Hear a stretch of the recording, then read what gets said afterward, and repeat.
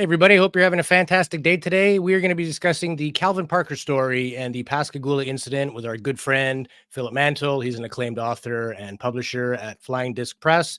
We also want to get his thoughts on the state of ufology today. Are we making any progress? And what's some new info that maybe he could share with us and our viewers? So it's going to be a deep dive today. Our good friend Calvin Parker unfortunately passed not long ago, but his legacy continues on, and Philip is the torchbearer for him. And we're very happy to have him. So grab that cup of coffee in the comfy chair. Welcome to today's episode of Quantum Ladder Podcast. Let's do this.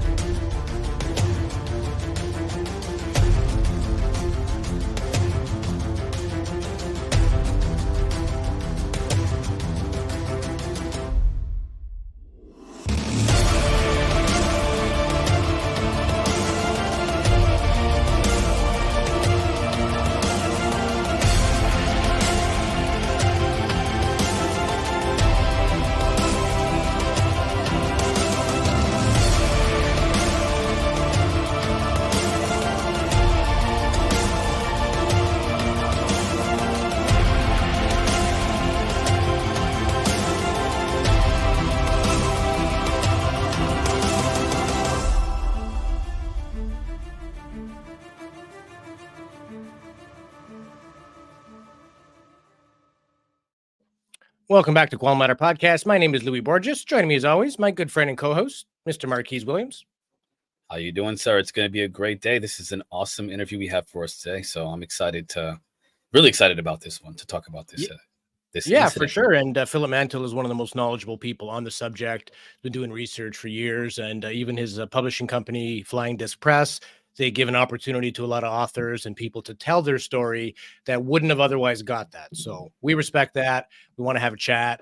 We are in 3 time zones today. It's 9 a.m. for me, it's noon for Marquise, and it's 5 p.m. for Philip. He is in the UK, and joining us from the UK in today's show, our good friend, Mr. Philip Mantle. Yeah, good evening, good morning, good afternoon, gentlemen. Thanks for being with us. Thanks for taking some time to do this. At first, we were starting off with the precipice of just doing science and technology.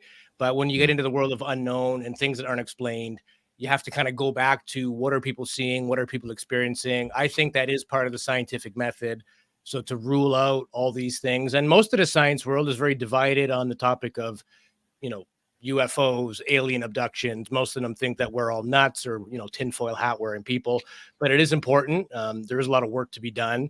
And a lot of us are science-minded people that either have had experiences or have, worked with people who have directly or indirectly. And you've done a lot of that. So thank you for being here on today's show with us.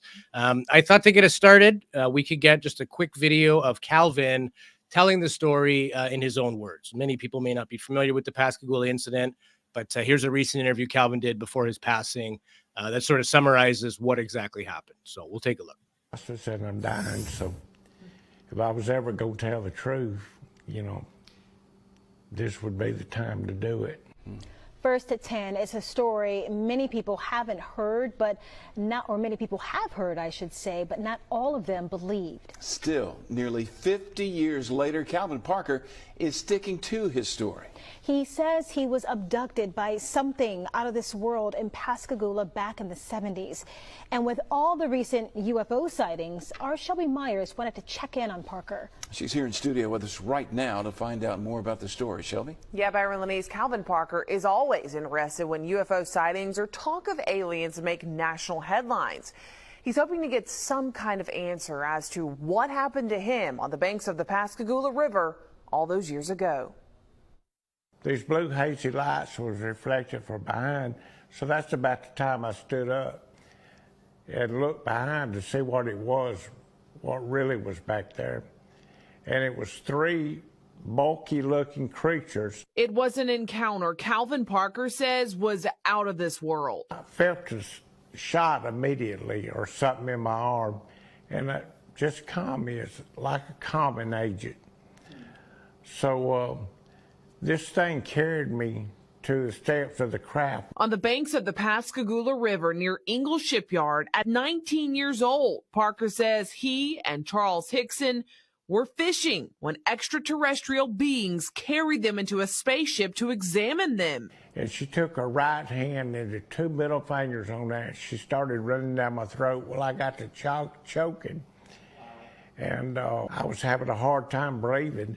Well, she took out her fingers and just kind of stood there and kind of looked at me. Now, she didn't say nothing, but mentally I felt like she said, we're not going to harm you. For close to 4 decades, it was Parker's deepest and darkest secret until 2018, and he decided to share it with the world, letting me interview him for the first time in 2019. He told me then, and he still tells me now, the same story of how aliens or some creatures abducted, examined, and dropped him back off. He still doesn't know why they did it or why they chose him. But every time UFOs make national headlines, he gets excited, but then disappointed again, wishing to finally get some of his questions answered about the encounter. Why the government don't release what they know, or if they know anything, I don't know.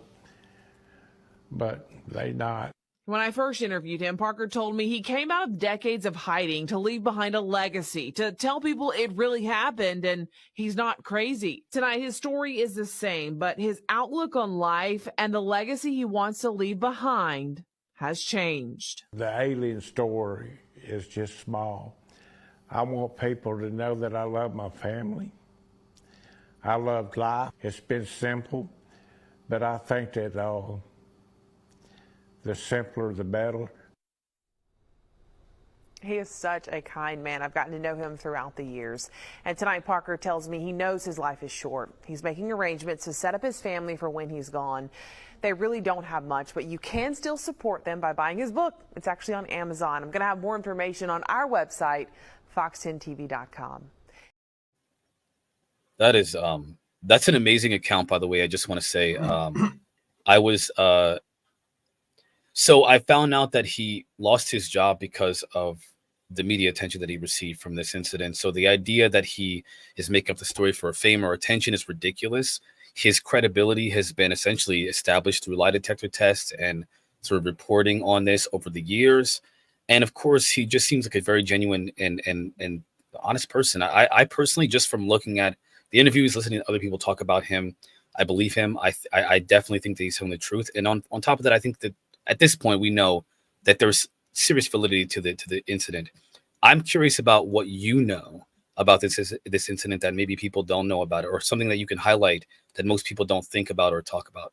Yeah, I mean, when I initially contacted Calvin, it wasn't to write a book or publish a book.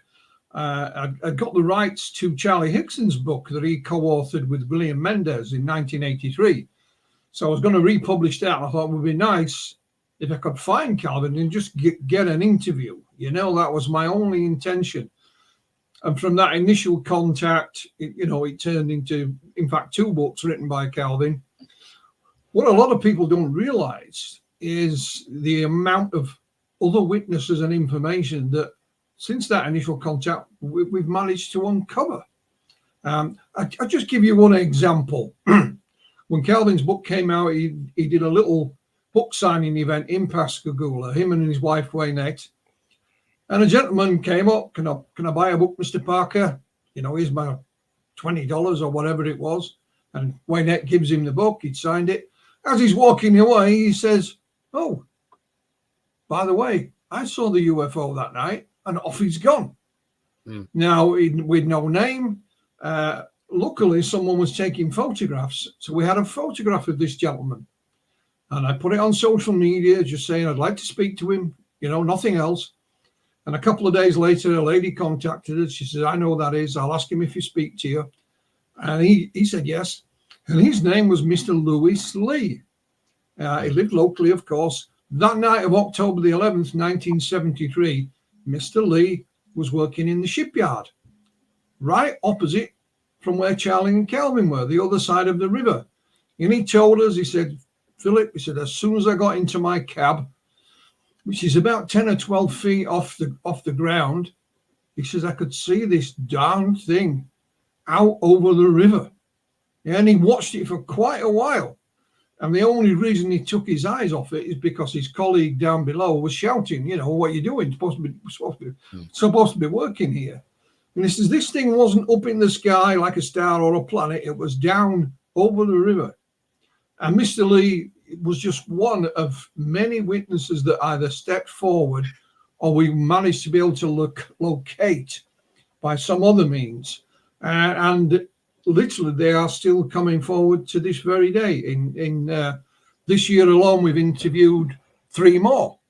And we'll release that information in due course. So the case itself becomes a lot bigger. It's not just about Charlie and Calvin. There are other witnesses. We have, for example, and I've spoken to this gentleman today. It was a Mr. Charles Rusty Anderson. And that night on the Pascagoula River, where Charlie and Calvin are, it's right next to Highway 90. This is not in the Mississippi swamplands. It's a, you know, and Mr. Anderson was driving over the bridge there, and he says, I saw this blue thing down below me. And he said, I thought it was going to crash. It was that low. Well, of course, that's precisely where Charlie and Calvin were. And he says the next day, he went down to see his aunt who lived down by the river. And he said, before I could open my mouth, she said, you'll never guess what I saw last night.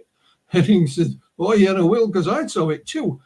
You know, so the story, once Calvin came out, did some local media, people started to coming forward. They realized he wasn't being made a fool of anymore, like they did back in 1973. He's being treated with respect. So they thought, and people are of an age as well where, you know, I'm getting on in life now. I couldn't care less whether anybody believes me or not, but this is what I saw that night. And if you don't believe me, well, fair enough. You know, yeah. So the case has grown. It really has. Yeah. And anytime you listen to Calvin talk, it's always the same story, sometimes a little repetitive, in fact, but he's never changed his story. He doesn't seem like the kind of person who's done this for fame. I mean, he didn't tell his wife for so many years. He didn't do public interviews for so many years. So he's not that guy looking for fame or fortune or anything else, just a simple guy. So what would you say to like skeptics that don't believe any of it? They think he's nuts. This never happened. Other people don't know what they saw. What would you say to anybody? Well, you know, the skeptical attitude towards Charlie and Calvin, in my opinion, has changed somewhat, because back in 1973, the main skeptic that everybody heard of at that time was Philip Klass. Now, Mr. Klass is no longer with us, but he looked into this particular case, and I've read his file. Philip Klass has a file on Pascagoula. I think it's 140, 160 pages long. And in that file, there is nothing, absolutely nothing, to cast any doubt that Charlie and Calvin were not hoaxing. What Mr. Klass was looking for, he wasn't trying to do any research. He was just trying to find some mud he could sling. Because as you know, when you sling mud, some of it sticks sometimes. But he couldn't find any. There is nothing in there. He just said, well, it must be a hoax, you know, with no evidence whatsoever. Then the last item I read in full about the Pascagoula case from the Skeptical Society was in 2013. It's a 3-page article by a chap by the name of Joe Nichol. And Mr. Nichol wasn't calling it a hoax anymore. He was saying both of them had some kind of psychological aberration that night. It's quite a coincidence, isn't it, that it happens to 2 of them at the same time. And the hallucination that they have is pretty much the same as each other's, you know. So even the skeptics were now saying, we believe something happened to these 2 gentlemen that night, but we think it's this. But of course, they're just basing their, you know, theory on what Charlie and Calvin had to say. They're unaware of all the other information that we've gathered since then. I mean, in all honesty, Calvin was looking for an answer.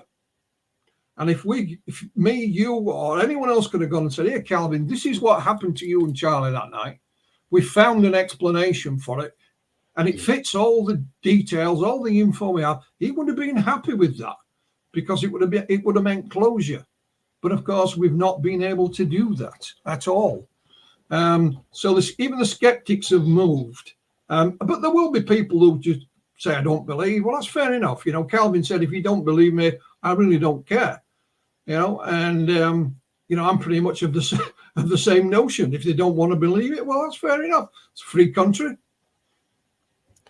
Yeah, I'm with you, man. And here's, you know, you mentioned, I don't want to kind of beat the skeptic horse here, but I'm curious if you, when it comes to skeptics, do you think that they are more afraid of the truth than they are trying to just like debunk the truth? Because sometimes I feel like there's either a fear or, you know, I believe that with the one person who's a skeptic, I don't want to mention his name.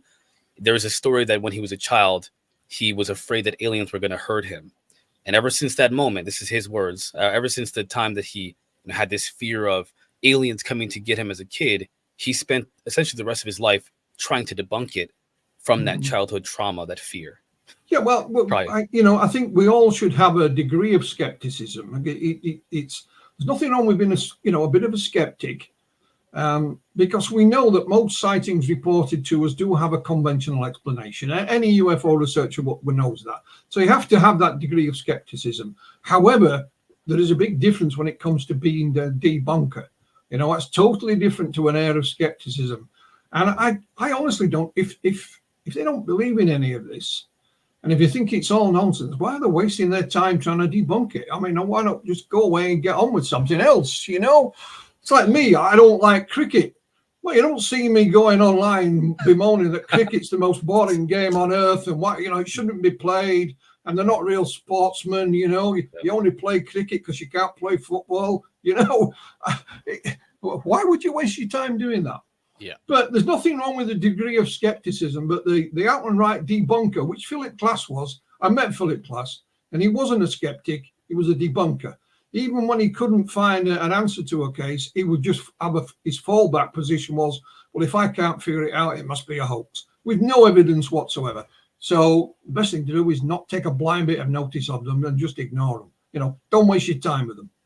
Yeah, good point. One of the things I find fascinating about Calvin's story is, of all the people I've interviewed who have described experiences, typically they describe what they would call living creatures, living entities, things that are biological. Whereas Calvin's story, he almost describes these machine or robot-like creatures. Yeah, here's your book here. You've got a mock-up of it. But I mean, that's not your typical gray. This is like a scaly, ringed, 3 horns Mummy. Yeah, I mean, it was terrifying for them. And one of the reasons they say, well, it could be robots is because of the way they moved. They were like an emotionless object. And once Calvin was on board this thing, this he called it the big ugly creature, just stood to one side and never moved. And then this female appeared that looked almost human, but not quite. And she was the one in charge. And then she clicked her fingers and this thing, you know, sprung into life. What is interesting, gents, new information that we've recently had passed on to us. At that time in 1973, the main UFO group was probably APRO, the Aerial Phenomena Research Organization, which was run by a married couple, Coral and Jim Lorenzen. They're no longer with us, but they had a battery of consultants, one of which was Dr. James Harder. They sent Dr. Harder down to Pascagoula. Hynek appeared there as well. And, you know, the APRO files after Jim and Coral passed away was kind of in limbo. You know, we knew where they were, but couldn't get access to them. Anyway, at the end of last year, the gentleman who owned them passed them on to a gentleman by the name of David Marler, who's the executive director of the National UFO Historical Records Center in Albuquerque. So we're hoping that there's something in there from Dr. Harder. And hey, presto, within weeks, David's contacted me and said he has 5 recordings, most of which have never seen the light of day before. And one of those recordings is the late Dr. Alan Hynek, you know, the man who invented the phrase close encounters, interviewing Sheriff Fred Diamond. Sheriff Fred Diamond was the man who was the sheriff at Jackson County that night, and interviewed Charlie and Calvin when they contacted them. And they say they don't call them, when they talk about the three creatures, they don't call them the three creatures. They call them these three objects. And they too are talking about them as if they're robotic rather than, biological. And it's fascinating to hear Hynek and the sheriff, speaking about this. We're trying to have these tapes enhanced so they can be made public. But I've transcribed them, and it is a fascinating conversation.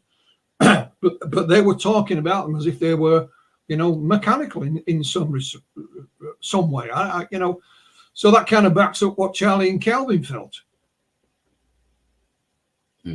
So then my question is, given that there's these two different types of entities or beings or whatever, what do you think you saw? I mean, everybody thinks of them as extraterrestrial.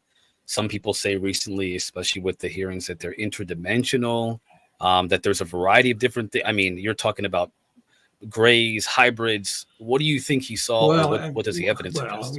We just can't say.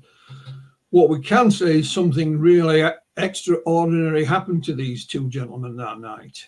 And they themselves couldn't figure it out. Calvin toyed with the idea. He called them aliens every now and again. There was a time in his life he thought, no, these were the bad guys. They hurt Calvin and Charlie. They restricted them. They left Calvin with what he called a curse. So he toyed with the idea that perhaps they were demonic in origin. And then he dismissed that because they were like nothing he'd ever read about in the Bible. Calvin was a simple man, but by no means stupid. He was an intelligent man, whereas Charlie was the opposite. He truly believed that these were beings from another world, and that's something they were going to be involved in, something marvelous that would happen on Earth, and he'd be part of it. He became a contactee in essence. Of course, nothing did happen, and Charlie passed away in 2011. So both guys, reacted differently. They dealt with the encounter differently and had different viewpoints from it as well. So as an outsider looking in, it's very difficult. My first book, going back to 1994 here in the UK, was all about abduction accounts in Britain. And one of the things I asked the abductees were, what is your opinion on the nature and origin of your experience? Some said, yeah, aliens. Some said, no, I think it was some kind of spiritual experience. Others said, I have no idea, Philip. We're hoping you could tell me, So it's very, very difficult indeed. But what I will say is that something quite extraordinary happened that night. And there's a number of reasons why. When I met Calvin, I said, have you got any photographs, documentation? He said, no, I haven't. He said, my house was flooded in Hurricane Katrina. We lost everything. No photographs of his children and that kind of stuff. So I set about looking for documentation. Now, I have to remember, Hynek was down there in 1973. So I contacted the Center for UFO Studies, and they sent me a file. And in the middle of this file is a one-page typewritten document. So it's written on an old typewriter, and it's called Puncture Wounds. And it mentions that Charlie and Calvin are stripped down to their underwear, and they're given the once-over, and that Charlie has puncture wounds on his arm, and Calvin has them on his foot. Now, if you listen to what Charlie and Calvin said about their encounter, Charlie says, when these creatures got hold of me, I felt this prick on my arm. Calvin said, when I'm inside this thing and I'm laid on this table, they take my bottom clothing off and my shoes and socks and stick something in my foot, and it hurts. So here we have a document describing what are minor injuries. These are not laser precision cuts or anything like that. A couple of years later, because this document mentions some photographs, a couple of years later, the gentleman who sent me that sends me an email, says, Philip, I assume you've got these, but I thought I'd send them anyway. And it is the photographs that go with that document. So there's Charlie's arm with these little marks on it, and there's Calvin's foot. So you have two gentlemen talking about receiving minor injuries. You have a document detailing what they look like. Then you have the photographs. Now, to me, that's a link right back to the encounter, saying there is a physical component to this. This wasn't all in their minds. They didn't have some kind of psychological aberration. And then on top of that, out of the blue, literally, Calvin did an interview with a local journalist, and she filmed it as well. She made a little mini documentary. So when you viewed the article online, halfway down was this little video. You know, it was Calvin chatting away. Somebody grabbed that video and put it on YouTube. And I was reading the comments below it. And a person said, my mum and dad were on the opposite side of the river that night. They too saw the UFO. So I managed to find this person. It was a young lady, and she's talking about her mum and dad. And they were Mr. and Mrs. Blair. They agreed to speak to us. You know, so they didn't step forward. It was, you know, and what Mrs. Blair told us, well, yeah, they were on the opposite side of the river that night. Her husband, Jerry, worked out offshore on the oil rigs. He serviced the oil rigs. There was a little boat there waiting to take them out, and they were waiting for the boss to come. And it was late. So, you know, they sat in the car. She said he's facing the water. And she said, you know, we saw this thing come down the river, this blue thing. And it got to a position when it stopped and made various maneuvers. She knew there was no airfield there or helicopter pad. So Mr. and Mrs. Blair decided to go to this little boat, even though the boss hadn't come, and put his belongings on it. You know, you've got a suitcase and some clothing and so on. He says, as we're walking along this pier, it's dark now, there's a huge splash. And this creature pops up right in front of Mrs. Blair. And I mean, right up close and personal. And she called it the grey man. And it went back down into the water and never come up again. She ran up to the boat. She threw Mr. Blair's clothing on it. She said, this was about 9 o'clock. So she decided, I'm going home. And she got back to the car and it was midnight. So where the hell did these 3 hours go? Yeah. So Mr. Blair came home from working offshore. You know, don't tell anybody. Don't tell a word. But they, down the years, they had 2 daughters. And that lady who made that comment was their youngest daughter. So we're interviewing them and they met Calvin. And they talked about seeing this blue thing and this creature. And then Mr. Blair took ill, you know, seriously ill. And he was in hospital and he's going to have an operation. And his wife, Maria, was there. And he got Maria to phone me from the hospital. He was literally sat in his hospital bed. And he said, you know, we were abducted. We were there that night. He survived the operation. And he went on to tell his wife, Maria, about their own encounter. She had little flashbacks of it, if you like, little snippets. And once he started telling his story, these little snippets kind of fell into place, you know. Sadly, you know, eventually Mr. Blair died, and he was still talking about this right up to him passing away. It's almost like a deathbed confession, but it lasted weeks and weeks, you know. Yeah. And we also then, Maria wanted to undergo hypnosis. So we arranged that for her in 2022. And she says under the hypnosis, these creatures were interested in her eggs and our DNA. And they wanted to create beings that could walk amongst us unnoticed. I mean, that's what she said. What is interesting, we hired a professional hypnotherapist who had no connection to this field at all. And we didn't tell her anything either. We just said a date, a time, and a location. And so when Maria's talking, you see the look on the face of the hypnotherapist as well, you know. And we had it filmed. We had it professionally filmed. And then just the back end of last year, we had another interview with Maria, you know, on camera. She sat with a colleague out there in Ocean Springs. And she claims to have seen the creatures again. She had another sighting. But she said that night, they actually did witness what happened to Charlie and Calvin. She could see what was happening across the river.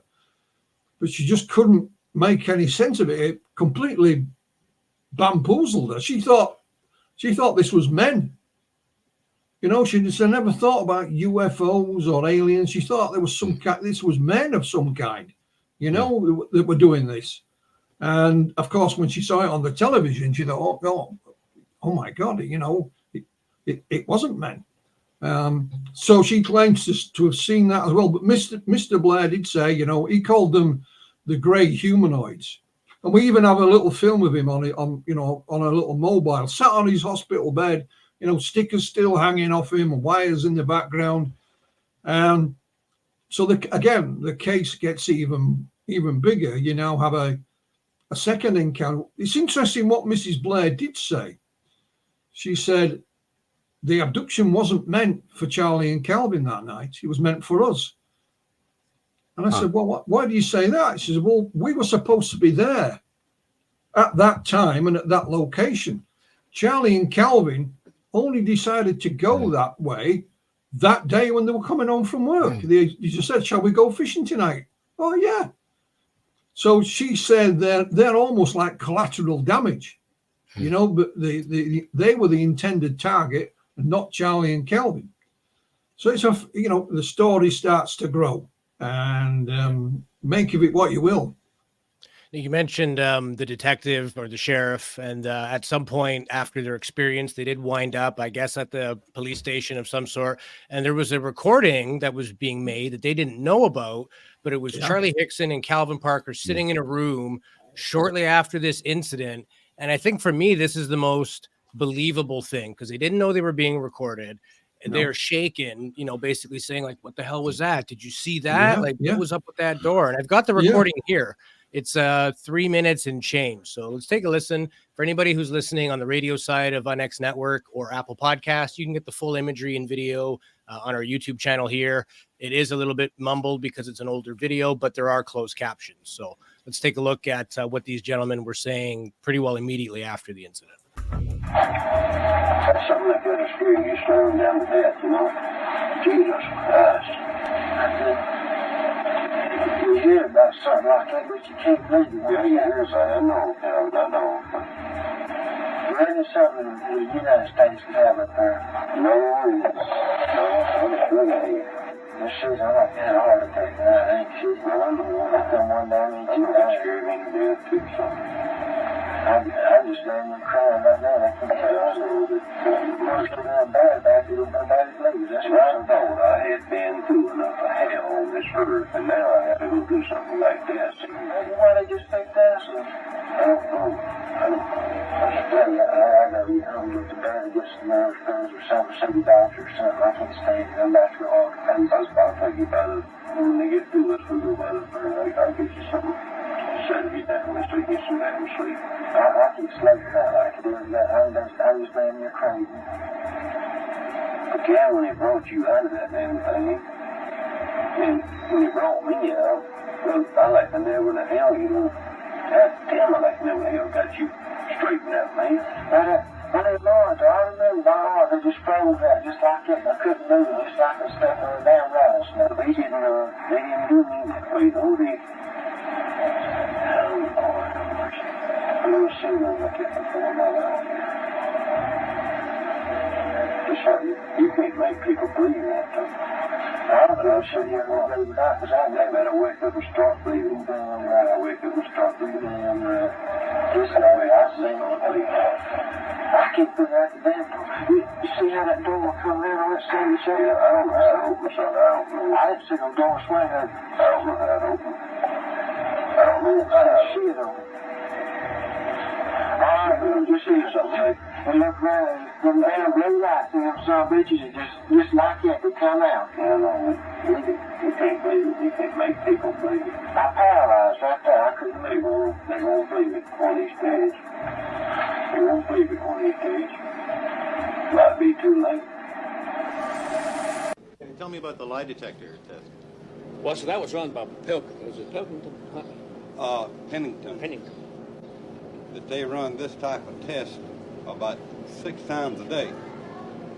And when they were asked to come over here to talk to these people, they had in their mind that it was just a big joke. I understand it correctly, they ran one test on Mr. Hickson. The machine showed that he was telling the truth.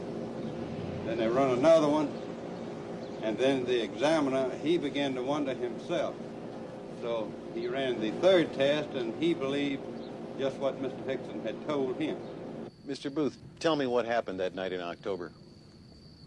Well, I got up and had turned off the TV and come to the front door, which you could see right behind me. Just as usual, checking to see if it was locked. So I looked out the window at the top, and naturally I saw this object above the street light out there. So naturally it caught my eye with the lights was on. I couldn't hear any racket or anything. So I opened the door after a few seconds to step out to see if I could really tell what it was. It just took off. Can you describe it? Well, it was round, had lights all the way around it, turning in a counter-clockwise motion. It had a dome on top with a bright light shining out through the top of it. To tell the actual figure of it or anything, you couldn't tell. You could just see the lights and the one on top. Wow. Yeah. Yeah. So, that recording that you played is known as the secret tape. They were at Jackson County Sheriff's Office. They'd been interviewed separately. So they were put in a room together and left alone for a few minutes. And unbeknownst to them, there's a recorder in the desk next to them. The deputy came a few minutes later and received, took it out. And the law enforcement guys then changed their attitude towards them. They thought this tape would catch them out, but it didn't. And it, they tended to believe them. Same with the polygraph. I actually have the printout of that polygraph result. I have the graph of it. And I also contacted Pennington Detective Agencies, I think it became, before the COVID lockdown, and got some more information from them. And you saw there Larry Booth. He was one of several witnesses who came forward actually back in 1973. For example, we communicated with the police dispatcher who was on duty that night. He's the one that took the call from Charlie Hickson. And he said he had over 50 people calling in that night reporting UFOs. And when he went back to the police station, there was even more there reporting it in person. So again, it's not just what happened to Charlie and Calvin. There were other things seen and happening in and around the area that evening and subsequent evenings. And the secret tape is fascinating. It really is, because you can hear what the two gentlemen say. You can hear the tone, the fear in their voice, the desperation that nobody's going to believe them, and it's an amazing piece of evidence. If you talk about other well-known abduction cases, the probably best well-known are Betty and Barney Hill and Travis Walton. Well, they have nothing like this. Yeah. I mean, it was years later, 4 or 5 years before the Betty and Barney, story came out. With Travis, there are no third-party independent witnesses. We have that with Charlie and Calvin. We have photographs of their minor injuries. We have the secret tape, as you've just played, and other witnesses in and around the area, and a lot more. So, somebody asked me today, what do you think of this case? I said, it's almost perfect.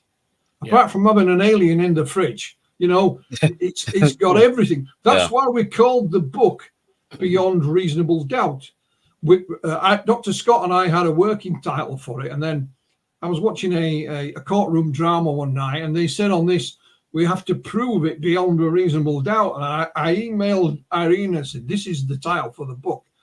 And what we say about the book is, if we could take all these witnesses and all this evidence into a court, we could prove beyond a reasonable doubt that something extraordinary happened that night. And there's nothing I've seen or heard that as yet that would change my mind. Yeah, not to be like offensive to the skeptics, but clearly they haven't, no offense, but they have not done enough research to really make a comment about this situation. I was going to ask you, why did you stick to this case so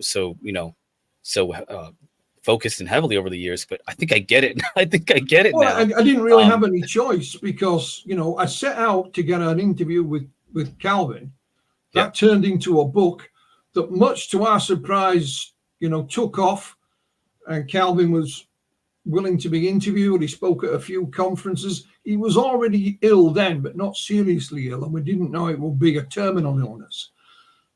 I think Calvin might have had an inkling in the back of his mind that if I don't do this now, I'll never get the chance to do it again, and he was right, of course. And none of us expected anything. We thought we'd write, Calvin's book, and that would be it, but of course, people came forward. We had other leads, so we followed them. I'll give you an example.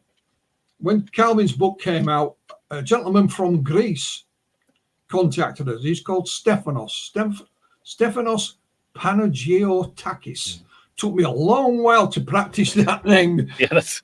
But in 1981, Stephanos was in the Greek Merchant Navy. He was on a ship. He's a radio operator, and he was a UFO researcher. And his favorite case was the Pascagoula incident. Just by chance, the ship he was on docked in Pascagoula, and it was held up there for a week. So he set off to get an interview with Charles Hickson, which he did. He went to the police station to see if they could help him with any other info, and they said, you need to go and speak to this chap. He's called Pastor Emmanuel Sigalis. Here's his address. So Stephanos literally went and knocked on this gentleman's door. Just by luck, this gentleman was of Greek origin, and he was a clergyman, so he invited Stephanos in, and he had seen the UFO that night, not only by himself, but with a chap by the name of Raymond Broadus, who was part of the police and probation service, and a young lady, a church volunteer. What they were doing that night, the three of them, we have the Pastor Sigalis, Mr. Broadus, and this young lady in the back of the car. They were going to a church meeting that dealt with people who had alcohol problems. And this young lady sees this thing approaching out of the side window, and she alerted the two guys in the front, and it came right over in front of them, right across the road, heading down towards the Pascagoula River. Now, Stephanos had an interview with this chap, but they died. They've since gone. Mr. Broadus had since passed away. But what about this young lady in the back of the car? We found her name, and her name was Joanne Hallmark. She's not a native of the area. She lived there for only a short while. We even found an old black and white photograph of her. So I searched online. She had a Facebook account that hadn't been used in decades. She had a Twitter account, the same there, never used. So I left it. About a year later, I went back to one of those accounts, and on it was the mention of a church. And I'd literally put this church into Google, and lo and behold, it was there. And I found the church website, and on it, it had a general email, info@church, whatever. So I sent them an email just saying, I'm looking for this lady, Joanne Hallmark. She worked with Pastor Sigalis in 1973 in Pascagoula, Mississippi. That's all I said. And I said, if she's still around, could you please pass this email on to her? I'd like to talk to her. About 4 weeks later, Mrs. Hallmark replied. They passed on the email. She confirmed she worked with the pastor. She was in Pascagoula in 1973. So then I said, well, what I really want to talk to you about is this, the UFO sighting that night. And she come back and told us the whole story. She gave us a telephone number. My colleague, my co-author, Dr. Irina Scott, phoned her up. She's now living in Maryland, not in Mississippi, and interviewed her on the phone. We sent her the old black and white photograph of her, and she sent us a up-to-date photograph as she looks today, and allowed us to use that in the book. So this was how things developed. Mrs. Hallmark didn't step forward. We managed to find her, as we've done with other people as well. And so the reason I stuck with the case is because we didn't have any option. Things were coming our way. And like Calvin, I thought if we don't interview these people now, we'll probably never get another chance. And I'll give you an example why. I think it was 2019, just before Christmas, Calvin was in a local store, and a gentleman came up and said, "Oh, Mr. Parker, I saw the UFO that night." And Calvin said, "I knew the guy's name." So Calvin said, "I'll tell you what, why don't I speak to you about it after Christmas?" Well, okay, that'll be great. Of course, this gentleman passed away before Calvin had the chance to speak to him. So, when we had the opportunity to interview somebody or do something or find something, it was only going to be probably a lot of the time just that one chance. It's like Mr. Lewis Lee. Mr. Lee's since passed away. Charlie and Calvin, the day after their encounter, were examined by a doctor. I forget his name, Boros. I think his name's Boros or something. We managed to find him, and he was 90 years of age, and we interviewed him twice. And it's all in the book. Again, he has since passed away. Captain Glenn Ryder was one of the guys who interviewed Charlie and Calvin that night. We interviewed him. He has since passed away. So, we had to make sure that if we got some information or a witness to speak to, better do it now, better do it now. Absolutely. Totally fascinating. And with, it's not a coincidence when you have corroborating witness accounts, physical evidence, recordings. I mean, if this was a murder case, it'd be enough to put you away for the rest of your life, right? So definitely not a lack of evidence. Well, when you talk about recordings, I told you about the 5 recordings that just been sent to us from the APRO files. One of them is, again, it's Calvin under hypnosis with Dr. James Harder just on the Saturday. So it's 3 days after the encounter. And Calvin is under hypnosis. It's quite poor quality is the recording, but we're trying to have it enhanced. But Calvin is asked under this hypnosis. It only lasts, I think, 11 minutes. Calvin is asked what the creatures look like, and he says they have the face of a ghost. And it's not just what he says, it's how he says it, and it sends a shiver down your spine. It really does. And, I know people say, hypnotic testimony is not to be trusted. And I understand that argument. But if we didn't release it, they'd accuse us of hiding something. So when you do release it, they say it's nonsense. It's like a polygraph test. If you fail a polygraph test, you're a liar. If you pass a polygraph test, they say, well, it doesn't matter. It's not admissible in court anymore. So you can't win. You can't. Or you're really good. You fix the machine. Somehow you beat the test. There's always, debunkers don't need to look far to find. So what Dr. Scott and I decided to do was publish anything and everything that we have, and leave you, the reader, to draw your own conclusion. And that's exactly what we've done. Yeah, and you've done a great job with the book. We're going to talk more about it in the second half. Right now, we are at our halfway point. We're going to take our 5-minute break. So everybody refill your drinks, and we'll see you back here in 5 minutes.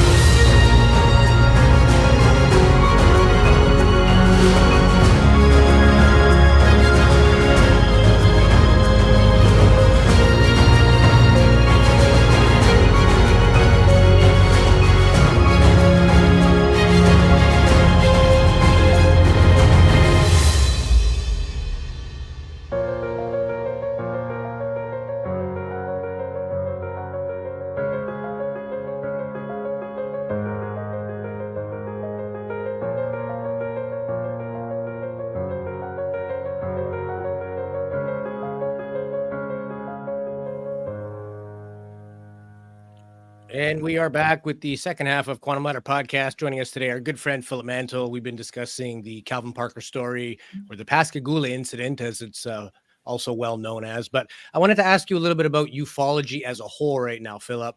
Are we making any progress? I mean, we seem to get one step forward, 5 steps back. What are your thoughts as somebody who sees it from all angles and who has global connections? Are we getting anywhere with this whole thing? Well, it's in the mainstream is the topic. We have to acknowledge that, and long may it last. But it's not the first time it's been a mainstream topic. I remember going back to the 1990s when Dr. John Mack, a Harvard professor, indeed, came out and said, I don't know why you're dismissing all these abduction claims, because there is something to this subject. And I was fortunate enough to meet Dr. Mack several times. I think the last time we met was at a conference in America. We had lunch together, and he told me about some of his projects he was thinking about for the future. But sadly, that never manifested. So, it's good to have the topic in the mainstream. But certainly if you use Twitter or X or whatever the hell it's called now, what is curious, and I personally think this is deliberate. If you look at the main sort of disclosure lobby of people, Leslie Keane, Ralph Blumenthal, Johnny McCorvell, and others, Dave Grush, not one of them has mentioned abductions. Not one of them. Mm-hmm. Dave Grush has said, in his statement under oath, that people have been murdered to protect these secrets. Mm-hmm. But there's not a mention of abductions anywhere. I know Leslie Keane was interviewed somewhere, and she said that she'd written a particular article, and she purposely omitted certain facts to try and give the subject an air of credibility. And I think that bit that was edited out is the abduction phenomenon, because if these people are claiming that we are being contacted by beings not of this earth, however the hell they get here is another argument, but not of this earth, then to admit, and well, hang on a minute, they might also be abducting humans without any control. That's a big step. That's a huge step for them. So that part's being omitted, and I believe on purpose. But sadly, with people like Mr. Grush, I'm sure he's an honest man and he believes in what he's saying. He's just one of it in a long line. I mean, you go back right to Major Donald Kehoe in the 1950s, who made the same claims. The government's covering things up. We have crashed flying saucers, and we have alien bodies in storage somewhere.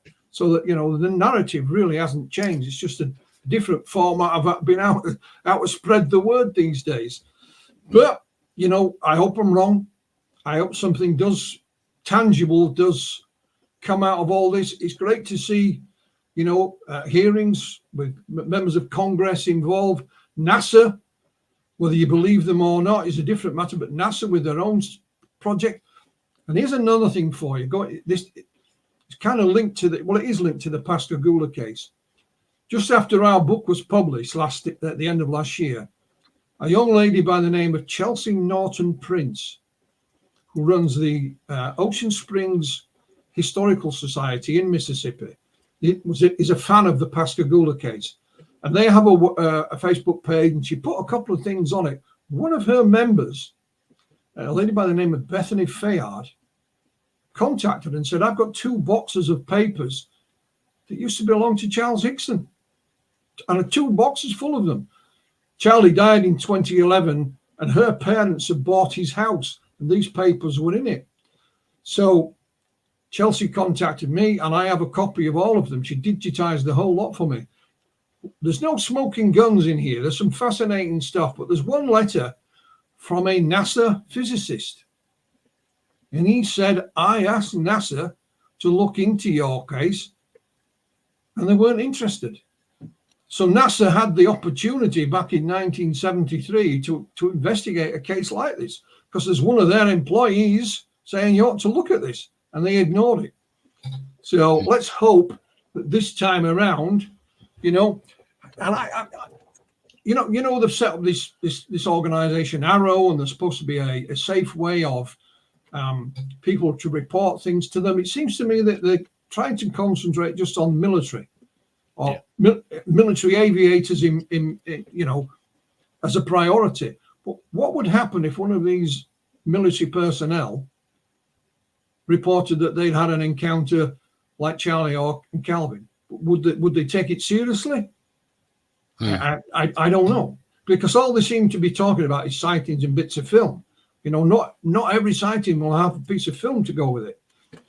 And let's be honest, gentlemen, the 3 pieces of film that started all this came out in 2017. You know, the Go Fast, the Tic Tac, and the Gimbal, and they were photographed by Top Gun Navy pilots. You know, Top Gun. The aircraft they're flying is at $100 million plus each, but yet all they can film is a fuzzy blob. And we complain like hellfire that people out in the street see a UFO and they film it on their cell phone, and it's rubbish. Well, sadly, guys, these 3 bits of film aren't much better when you look at it in the cold light of day. You know, they're not. But yet you'll see military activity sadly in Eastern Europe and now in Yemen and things like that. They can send a drone in and it can see the people in the street. Yeah, when we have these guys filming a UFO, all we get is rubbish. So there's something that doesn't add up here. I don't, you know, I'll leave you to make up your own decision. But nonetheless, it did spark interest. I think that article in the New York Times in 2017, the online version, I think it's one of the biggest liked articles they've ever had. So that shows you the amount of interest it's generated, and long may it last. Yeah, there is a lot. I'm going to try to. I don't want to monologue here, but there were this idea that you mentioned about them keeping out the abduction experiences from the public conversation, and that may be a strategic thing, which I believe I'm with you on that one. I think they are strategically not putting that into their conversation publicly for several reasons.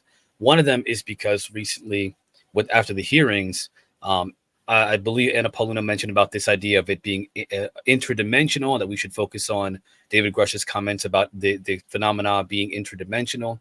That's what Anna Paulina said. David Grush mentioned that. Then there's this interview I watched with Tucker Carlson that's also floating around. It's being resurfaced again, where he talked to, I think it was Dave Rubin, or I don't remember exactly who it was at this point. I apologize. But in that interview, the clip that people keep putting on X, Twitter, is him mentioning how that there are 2 things that concern him, and one of the things that concern him, that scares him, is the UFO story. And he mentioned it's because there's a spiritual element to it, and that the truth of this phenomena, according to what he's been told in his connections, along with the interviewer, was so dark that he won't even tell his wife because he doesn't want to disturb her, and that he understands why this has been kept secret for so long. I say that among many other kind of ramblings on the internet about, from these people, from other figures as well, about this idea that the phenomena, these phenomena may be doing something to the human soul, if we have one, whatever that means, life after death, that after we die, they may be as a kind of interfering with the process, the natural process of things afterwards. Now, if that's true, that would probably be a very terrifying, sentiment versus, oh, there's life out there. That's not a scary thing. No. But hearing about what's happening, well, the way you look at this, you have to look at what's happened since Kenneth Arnold. When Kenneth Arnold had his sighting, the argument was, is that one of us or is it the Russians? Nobody wanted to say, oh, it might not be either. They wanted to give it that air of credibility. In the 1950s comes the Space Brothers. And of course, the aliens now, they're aliens and they come from the dark side of the moon or Venus. Well, our technology expanded and we found out there's nothing on the dark side of the moon. And the atmosphere is so, on Venus is so toxic, it cannot contain, life. So then they changed it. Well, it comes from the outer planets. Well, then we found out the outer planets are not actually solid. They're gas giants. So there ain't nobody living on them. And then, of course, it's Alpha Centauri, or it's Zeta Reticuli. Since then, certainly in the last probably 10 years, we've learned an awful lot more about, the universe. It is far bigger than we ever imagined.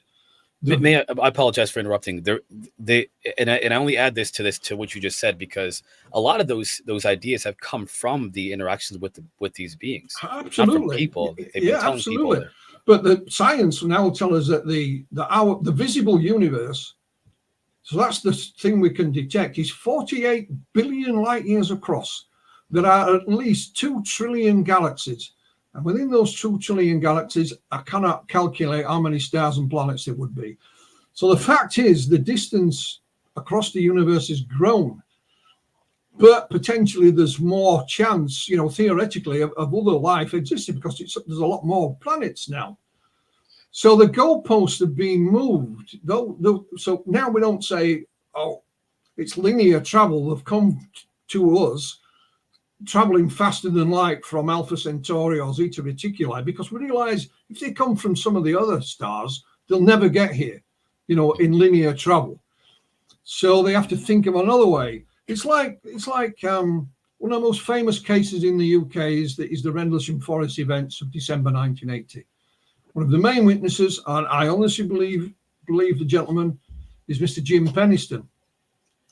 Jim and his colleague John Burroughs ventured into Rendlesham Forest that night and encountered something.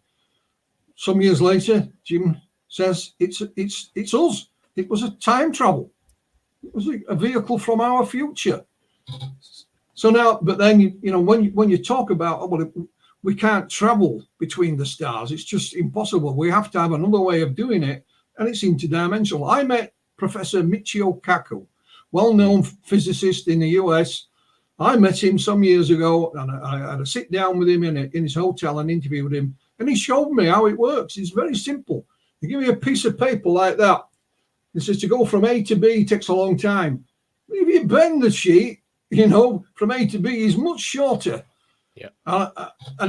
So that's what others are talking. But when Mr. Grush made his comments in Congress about interdimensional travel and the laws of physics and so on, I know a gentleman who used to be the science correspondent for the BBC, and I asked him, and he says the guy's talking nonsense. It's not even high school physics he's talking about. He has no idea what he's talking about, because you can make such statements, and if we're honest, most of us are not clued up on physics, are we? We're not physicists. No. So, but he's just the Donald Kehoe of today, but in a different, with today's technology and today's science around us. Same story. But what about Eric Davis? He says, I'm so sorry for keep asking, because these are questions that are literally irking me, and I ask people just like yourself who researched this topic for much longer than I have and with much more vigor. Eric Davis mentioned some very similar sentiments that are dark and also close to this idea of interdimensionality or whatever that means. And again, I'm not a scientist or a physicist at all, but he is a scientist and a pretty But when you look at Eric Davis, you look at them not on his own. He was also involved with Colm Kelleher, Kit Green, Hal Puthoff, and there's been a small clique of these guys who've been involved in a number of things down the decades, some of which even goes as far back as testing the psychic Uri Geller. Yep. And they claimed his powers were correct. Now, I've met Uri, I've been in his house and interviewed him, and I'm not going to say he's a faker, because he'll sue you. But, I'm not convinced. But these guys are. So you have to remember they were also part of NIDS, which was Bigelow's National Institute of Discovery Sciences. Mm-hmm. And one of the things I was involved with, unfortunately, was the alien autopsy hoax. Mm-hmm. Now, not that long ago, a set of emails was dumped online. It's an email thread between all of these guys we've just mentioned. And at that time, they were working for NIDS, for Bigelow.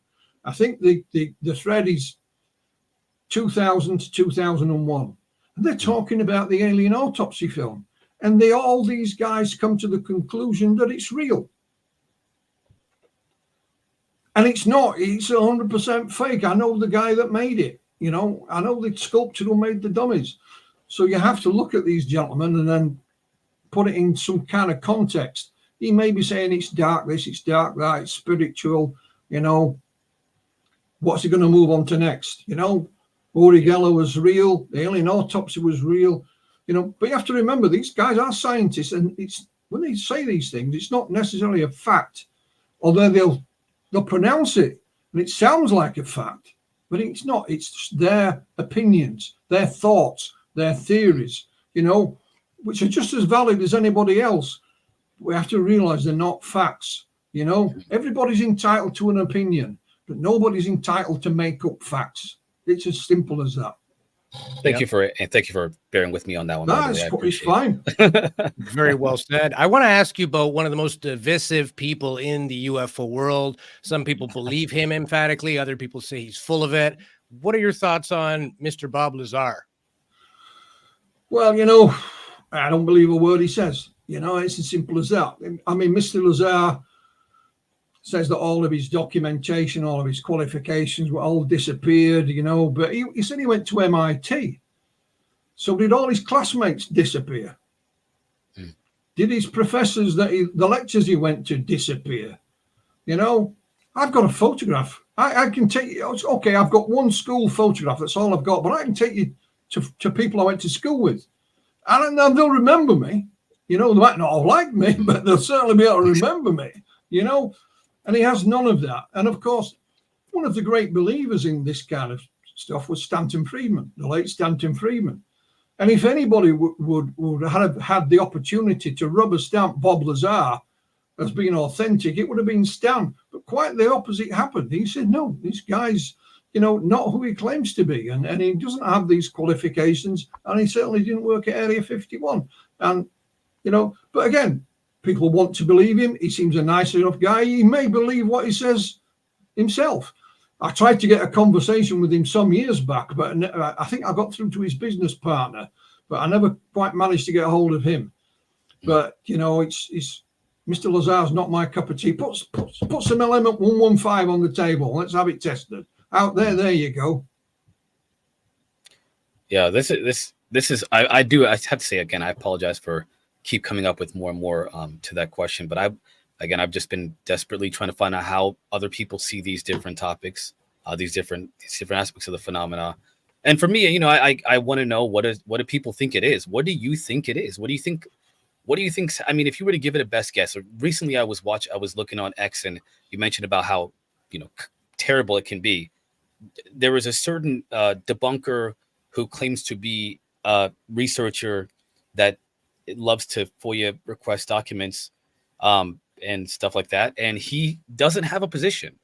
His position seems to be that they are government or other, potentially probably adversarial, but no position at all. Do you have a position on? Yeah, absolutely. I mean, when we talk about UFOs, should use the phrase phenomena. It's right. Plural. So there are a number of things involved in it. First one that we all know is misidentification of normal everyday things. You know, then there are some probably military vehicles that are being tested, whatever, right, that never make it, you know, into production. There probably is unknown aerial phenomena that we haven't quite got to grasp with. Plasmas, like if you go to look at Project Hessdalen and the lights seen in the Hessdalen Valley, captured on film and photographed. There's other hotspots around the world that have these lights. Marfa lights in Texas. Marfa lights, the Min Min lights in Australia. Yep. So there's that as well. But they don't account for the very, very small percentage of encounters and unknowns. So what you have to do is look back in time. And whatever you do, mankind, and I mean mankind, not Mr. Parker, not Mr. Hickson, but mankind in general, has always had encounters with the unknown. And they interpreted it in the as they did in their day. You know, we interpret it today as possibly aliens coming from somewhere or another. But way back when, if you go back 200 years, some of these encounters would have been looked on as being from the fairy lore. And I'll give you an example. There's an old story. Again, it's a couple hundred years old. The master's on his horse going home with his his servant, walking behind him, and he's fed up waiting for his servant. So he says, we're almost home. I'll carry on the horse and you come along behind me. His servant turns up a couple of hours late. And he says, where the hell have you been? Words to that effect. And he says, I got attacked by the fairy folk and taken into a fairy mound. And it was illuminated inside with lanterns, but I couldn't see them. And he says, I didn't think I was late. It only seemed like a few minutes. And of course, they go back to the location. There's nothing there. If that was to happen today, what would we call it? Missing time. Oh, it'd be a missing time encounter. Yeah. So we interpret things the way of our culture. That's the word I'm looking for. So the further you go back, the culture is different. Ezekiel's wheel. Yeah. So we have these all around the world. For example, in the UK, I wrote a book called UFO Landings UK. And if you look at the creatures involved in these things, they are a complete mixture. Mm-hmm. As are we here in Britain. We are a multicultural country. The first people who lived in this country were of Germanic origin. We had the Romans here for several hundred years, and the legionnaires came from all across Europe. We had the Vikings throughout Scandinavia. Then as we grew, we plundered the world and had our empire. And of course, we brought back people from that. And in latter days, we've had, people come from the Caribbean and Africa. So we are a whole mixture of cultures here in Britain. And looks to me as like that's reflected when people have these experiences. For example, in the Republic of Ireland, it's not part of Britain. It's the highly religious Catholic country. Very rare you get these kind of experiences from it. But what they do have, they had a sighting of the Blessed Virgin Mary at a place called Knock, and they have a shrine there to it, and they go and celebrate it. So these experiences of being with mankind since we've first stepped out of the water or climbed down from the trees, or if you believe in creation, since God created us. So it's something here on earth that we are experiencing. What it is, your guess is as good as mine. Yeah. And I want to get into your books. In 100 years' time, we'll still be having them, but they'll be explained away in the culture of our ancestors in the future. Sorry, gentlemen, sorry.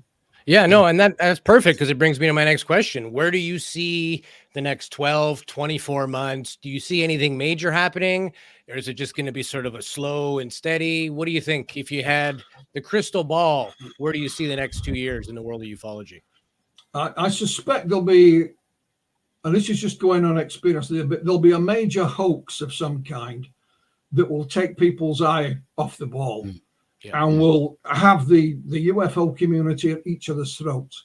A bit like the alien autopsy film did, a bit like the MJ12 documents did back in the 80s. They're fake.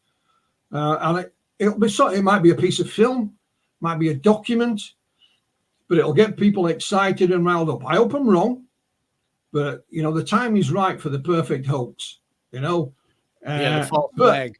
Yeah. Well, it may be just some idiot that thinks he can get away with it. I'm not saying it's come from any particular department or it's, some people just like to make a hoax out of devilment to show that they can do it. Yeah. But I think the hearings will continue and there'll be more interest in that. I think it's certainly going to stay in the public eye for quite a while. I don't see that falling away. I think it'll only intensify. Be interesting to see what NASA come up with. Because if it's dumb, people will call them out as being dumb. Calvin learnt me the word dumbass.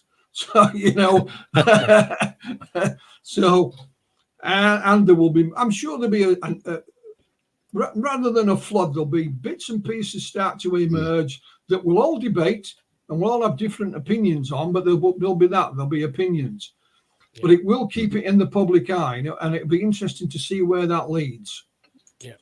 And you've been a busy guy in terms of books. I went on Amazon. This is just some of the books that you've written.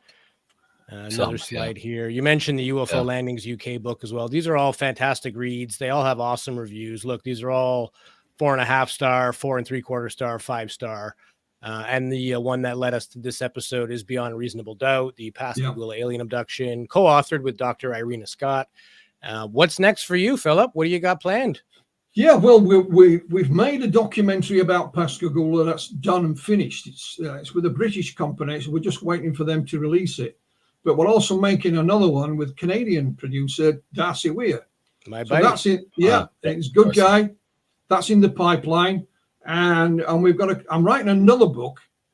I said to my wife the other day, I don't think I'll write any more books. I've got none planned. She said, well, what about all that stuff you've got?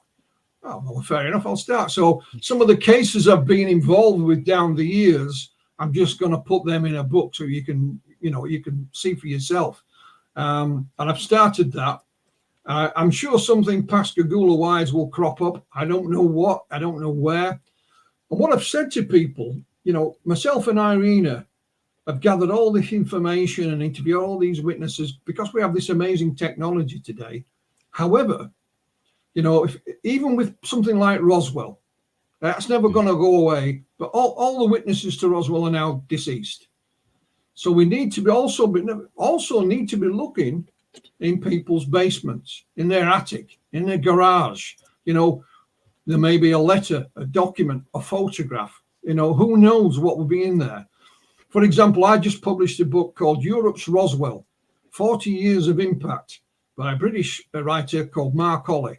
And it's about some wreckage they found on a farm in Wales in 1983. And there's photographs of this stuff. It's not any. So I said, well, who's got it? He said, oh, it's this chap in Wales. He's got some of this material. So I contacted him, and they presto, he sent me some. So, we're having that tested. And that was just by simply asking questions and being polite and saying, well, where is it? A colleague of mine once said, if anybody, makes a statement about they've got this or they've got that, they've got the other, then challenge them. Just show me. It's like Mr. Coulthard in Australia claims he knows the location where a UFO is has a building built around it, but he won't say anything. What do you remember the film Jerry Maguire? What was the catchphrase?